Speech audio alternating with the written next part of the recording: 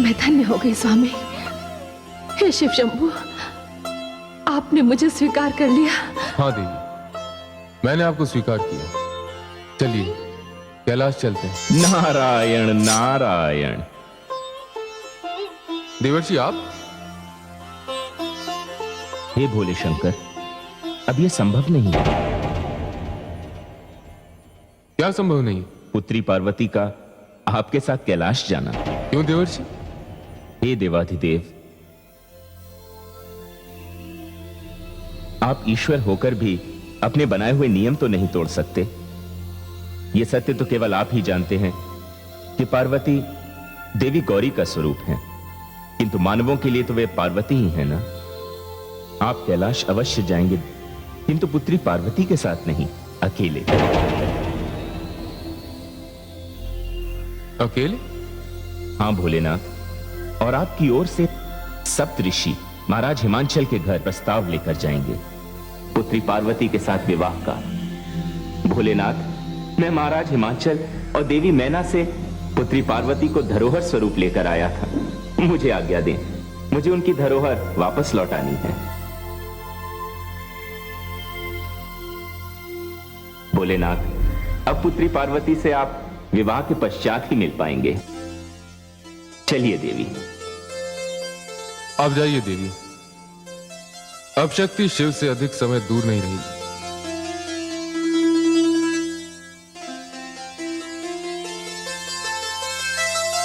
चलिए।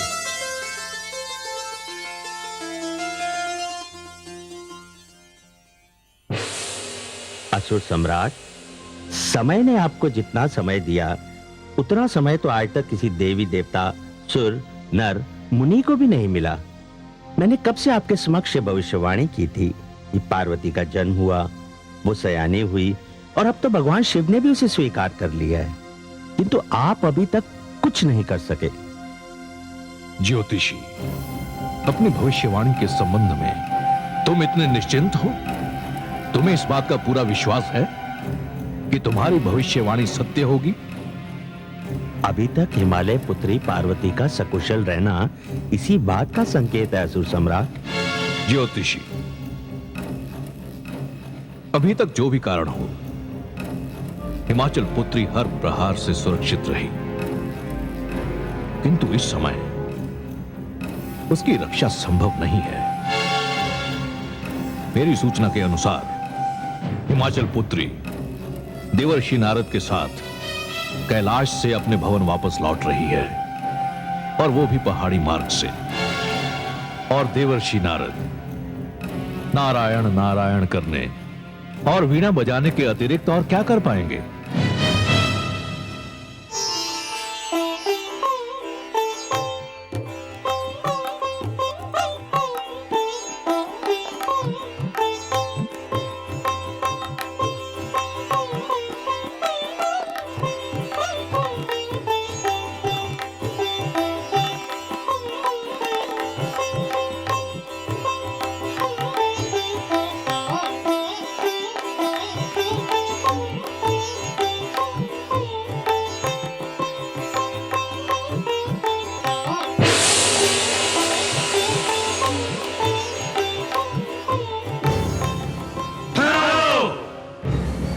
आप दोनों बंदी हैं। हमें आदेश मिला है कि हम आप दोनों को असुर सम्राट तारकासुर के समक्ष प्रस्तुत करें। सैनिकों, तुम्हें अवश्य कोई भ्रम हुआ है। हमने न तो कोई अपराध ही किया है और न ही कोई राजद्रोह किया है। हम भलीभांति जानते हैं। आप चुपचाप हमारे साथ चले चलो, अन्यथा विरोध का परिणाम अच्छा नहीं होगा। तुम लोग व्यर्थ में अपनी उद्दंडता का परिचय दे रहे हो। मैं एक स्त्री हूं और ये एक सन्यासी। यदि ये सोचकर तुमने हमारा मार्ग रोकने की धृष्टता की है तो यहां से चले जाओ। चले जाए, अवश्य चले जाएंगे, किंतु तुम दोनों को साथ लेकर। अन्यथा क्या होगा? आकाश धरती पर टूट पड़ेगा, प्रलय आ जाएगी, क्या होगा? अरे तुम देख क्या रहे हो? उठाओ इन दोनों को, ले चलो यहां से। रुक जाओ। परिणाम की भयानकता को तुम लोग नहीं जानते। काल तुम्हारे सरों पर नाच रहा है। मृत्यु की देवी आज तुम्हें अपना भोजन बना लेगी। स्त्री को इतना दुर्बल मत समझो। ये स्त्री कोई दुर्बल नहीं, बड़ी बलवान है। हे प्रभु, रक्षा कीजिए।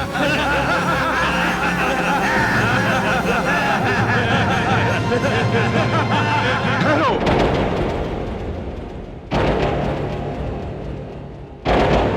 नीच कुल कलंकी पात की असुरो, तुम्हारा यह साहस, यदि तुम सारी सृष्टि को आग लगा देते, आकाश से चंद्रमा और तारे नोचकर फेंक देते, तो मैं कदाचित तुम्हारी ओर दृष्टि उठाकर भी नहीं देखता। किंतु तुमने मेरी माता का अपमान करने की चेष्टा की है।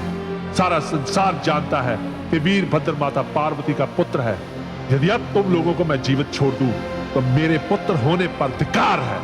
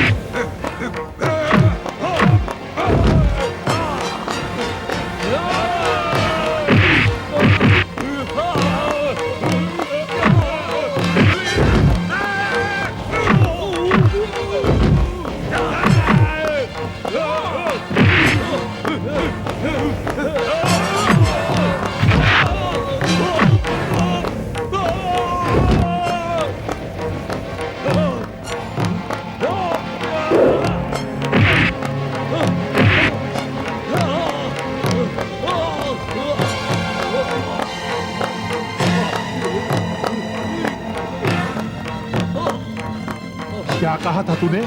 ये बंदी है? तूने मेरी माता को बंदी कहा?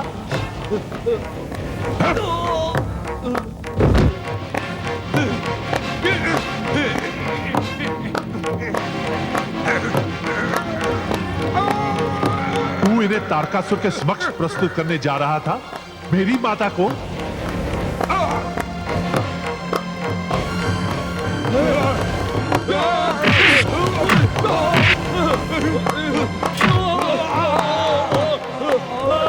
क्या कहा था तुमने? विरोध का परिणाम अच्छा नहीं होगा। तुमने अपना परिणाम नहीं सोचा था?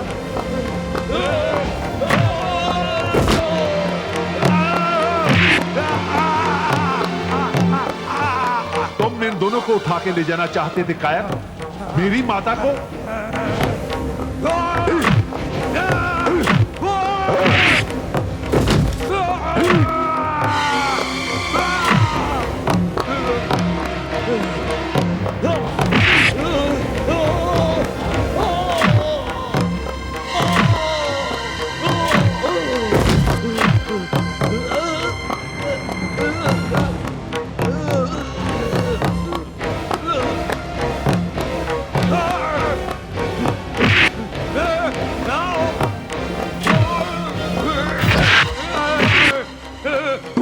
हंस रहा था, अब हंस।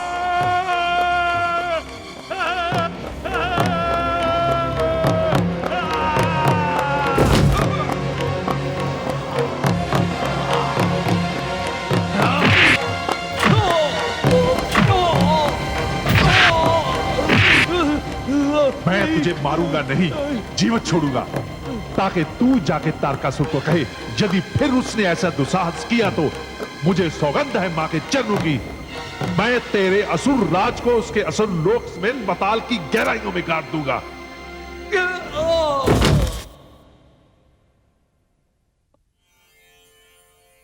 माता, ये तो बहुत बड़ा अन्याय है मेरे प्रति आपका। आप मुझे बिना मिले ही चली आई। जैसे ही पता चला मैं भागा भागा यहां चला आया। माते, आप कदाचित नहीं जानती, इन असुरों ने पहले भी आपका तप भंग करने की चेष्टा की थी। पुत्र वीरभद्र, रुष्ट मत हो। मैं तुम्हें कष्ट देना नहीं चाहती थी। इसमें कष्ट की क्या बात है माता? मेरा जन्म ही आपकी देखभाल और रक्षा के लिए हुआ है। वीरभद्र, तुम बड़े ही उचित समय पर पधारे। धन्यवाद देवर्षि। चलिए माता, मैं आपको आपके भवन तक छोड़ दूं। हाँ वीरभद्र, तुम साथ होगे तो हमें भी किसी प्रकार की आशंका नहीं होगी। देवी, आपकी लीला अपरंपार है। चलिए माता। नारायण नारायण।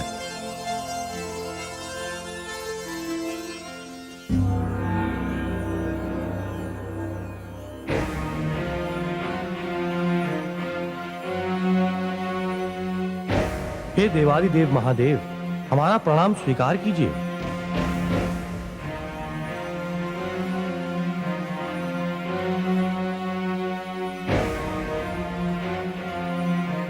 प्रणाम देवगण।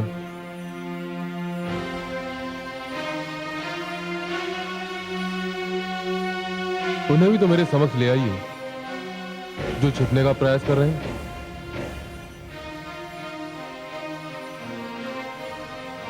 त्राहिमाम देवादिदेव, त्राहिमाम। मैं जानता हूं कि आप मुझसे रुष्ट हैं, किंतु हम देवताओं की स्थिति आपसे छिपी तो नहीं है। तारकासुर के कारण हम सभी एक स्थान से दूसरे स्थान पर भटक रहे हैं देवादिदेव। मैं जानता हूं, जब मैं देवी सती के वियोग में था तब ही मुझे इसका ज्ञान था, और अब जब देवी पार्वती के रूप में मुझे देवी सती के दर्शन हो चुके हैं तब भी मुझे इसका ध्यान है। देवराज, यदि आप कामदेव को ना भेजकर स्वयं मेरे पास आते तो क्या मैं अपने कर्तव्य से मुंह मोड़ लेता?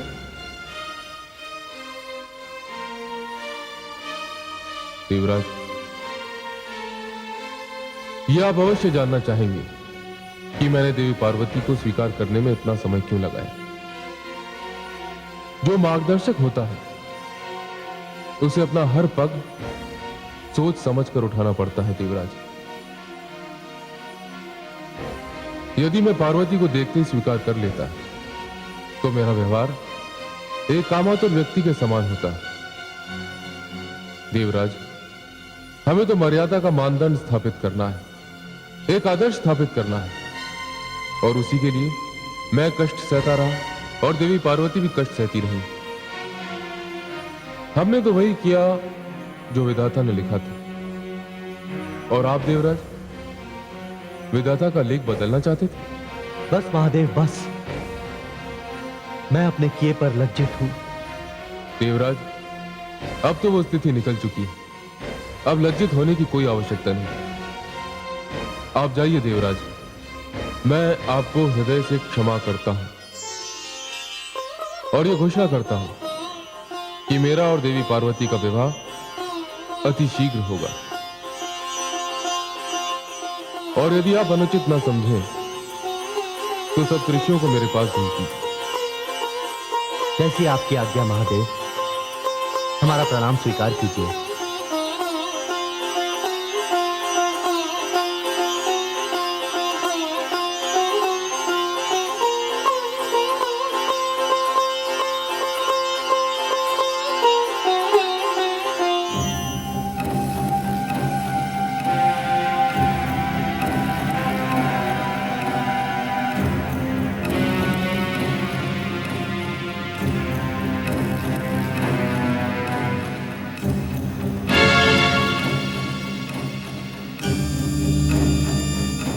नारायण नारायण।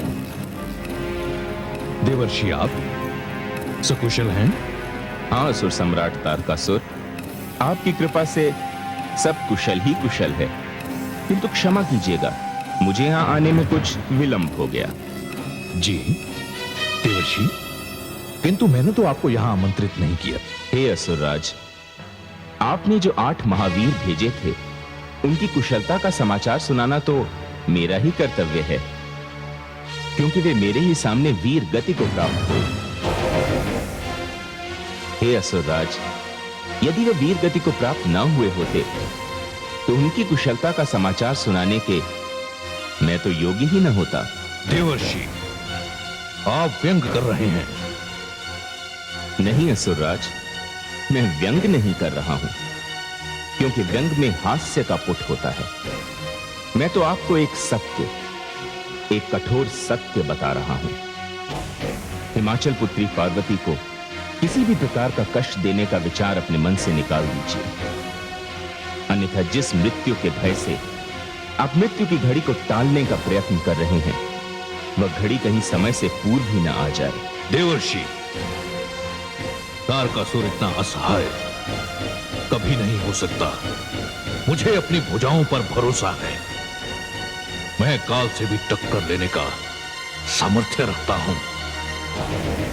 हे असुरराज, क्रोध की जो रेखा मैंने पुत्री पार्वती के नेत्रों में देखी थी, मुझे तो लग रहा था कि वे आपके 8 वीर सैनिकों का संहार कर देगी और यहां भी आके त्राहि त्राहि मचा देगी। ये तो समझिए कि वीरभद्र के कारण बात टल गई। मैं आपको बुद्धिमानी की बात बता रहा हूं असुरराज। ज्ञानी अपने ज्ञान के बल पर अपनी कम से कम आयु को भी संपूर्ण करके आनंद उठाकर इस संसार से जाता है, किंतु आपके जैसा अभिमानी अहंकारी अपनी लंबी आयु को व्यर्थ ही गंवा रहा है। जीवन के इतने सारे वर्ष आपने मृत्यु को टालने के भय में ही निकाल दिए।